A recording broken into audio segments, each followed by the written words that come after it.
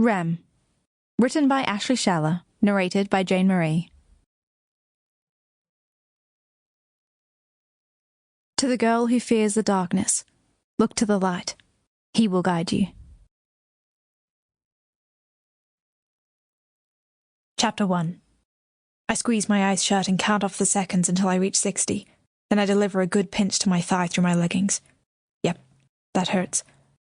I peel my eyes open. But the scene hasn't changed. How I wish I could wake up and discover everything is a dream. It's not. It's not. It's not. The truth echoes through my core with every pulse of my heart. Mr. and Mrs. Johnson still stand beside an open grave, tears turning his nose red and her cheeks black as her mascara runs. A harsh breeze stings my cheeks, effectively drying any tears I could produce. Macy slips her hand into mine, fingers tight around my own as if I'm all that keeps her from tumbling into that open pit with its reek of fresh earth. I may not be family, but the loss of her brother hits me as hard as if we'd shed blood. She offers a wobbly smile before her eyes fix on a point over my shoulder.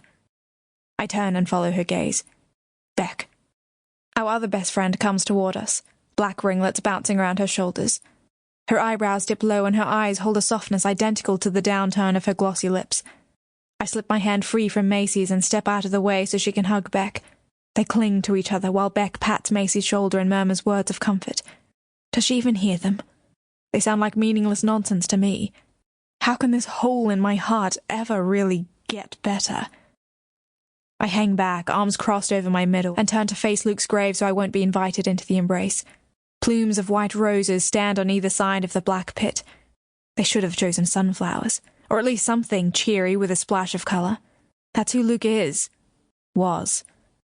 But I'm not family, and I didn't get to help make the decisions. A lump settles in my throat, and I press a hand against it, but that does nothing to ease the tightness lodged there.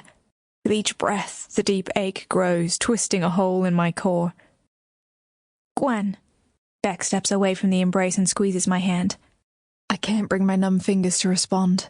With lips clamped into a thin line, Beck releases me and takes up residence on Macy's other side. Macy lifts a gloved hand and dabs at the tears leaking from her already discoloured eyes.